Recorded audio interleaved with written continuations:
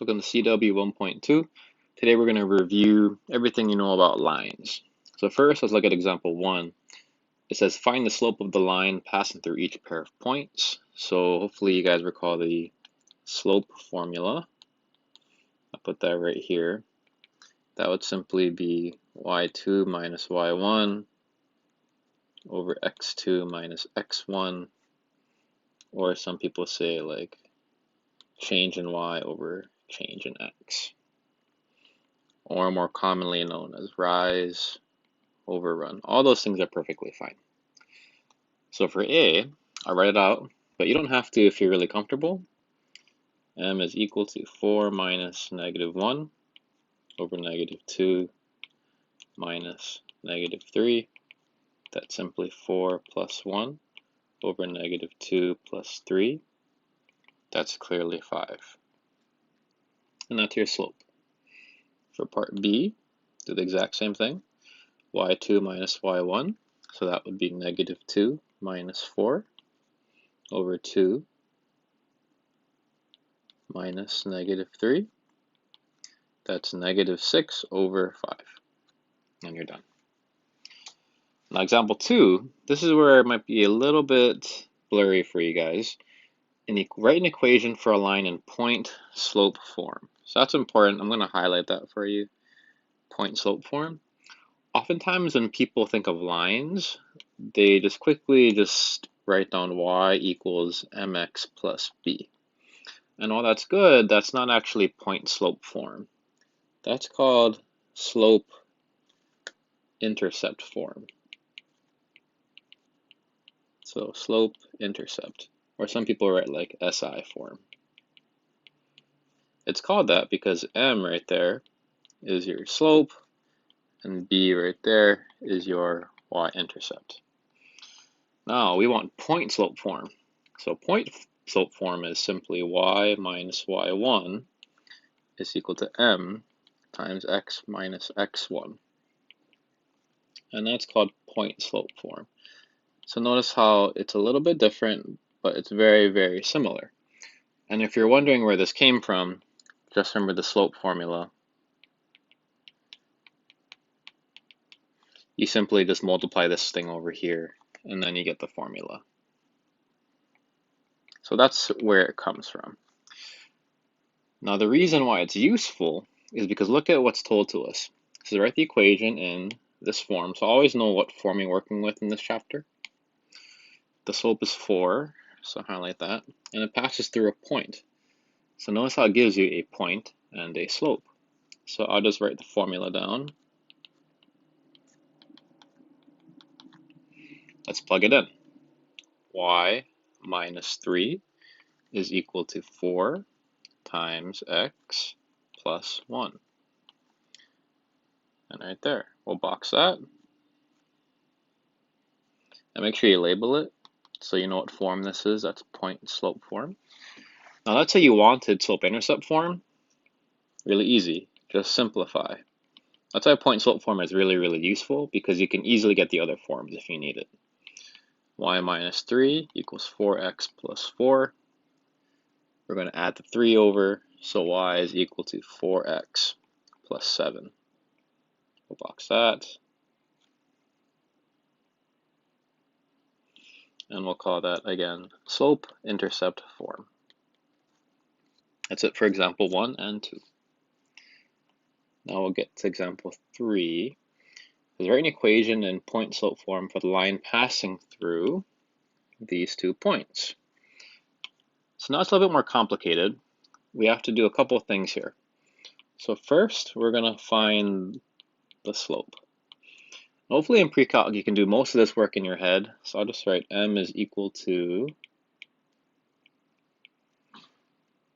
6 minus negative 3 is 9. Negative 2 minus 4 is negative 6. So m must be negative 3 over 2. So there's our slope. Now we're going to pick a point. And it doesn't matter what point you pick.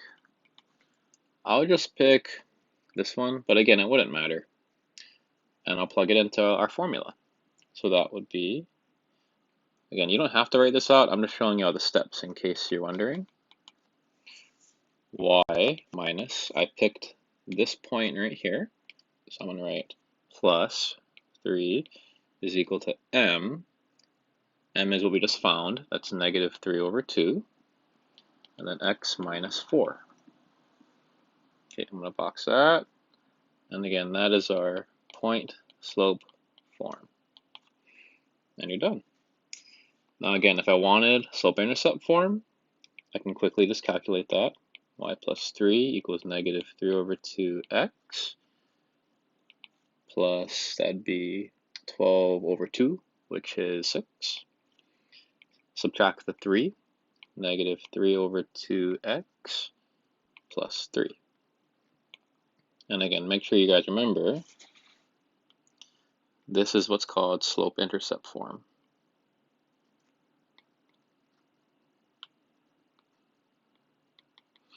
And the reason most people recall slope-intercept form is because it is really easy to graph things from it. So remember how to graph, you just use a y-intercept. So in this case, it's 3. The slope is negative 3 over 2, so we're just going to go down 3.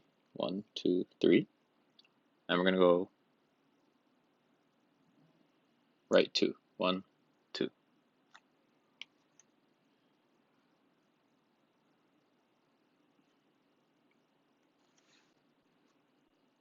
And then we'll draw our line.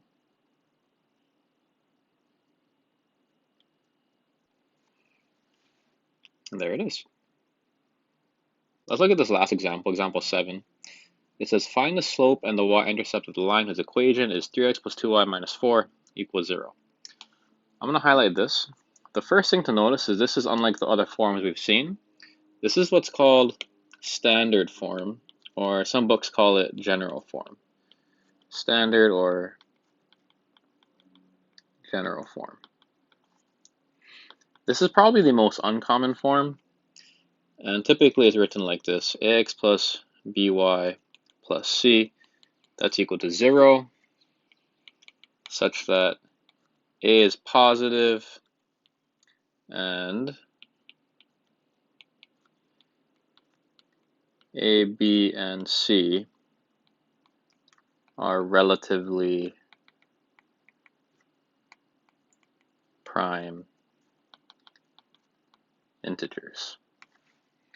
So this first stipulation, this is pretty straightforward. A is positive, so you'll notice that this number will typically be positive in general form.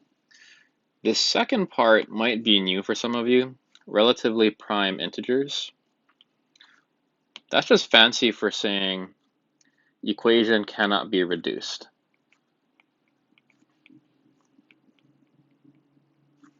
So if you look at this equation right here, notice how this is the simplest it can get. It can't be reduced.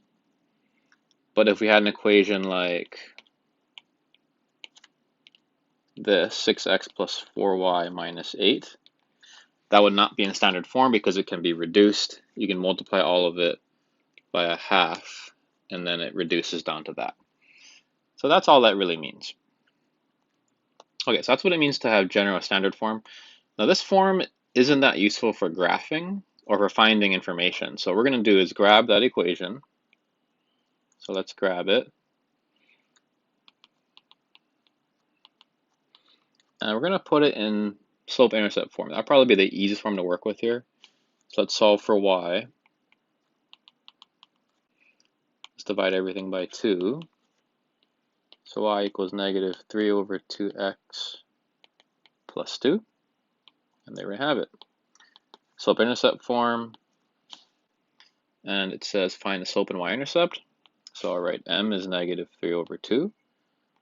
The y-intercept is positive 2. Now I'm going to graph that. So remember, start with the y-intercept. Now we're going to go down 3 over 2. So let's count. 1, 2, 3. 1, 2. And let's draw a line. And we're done.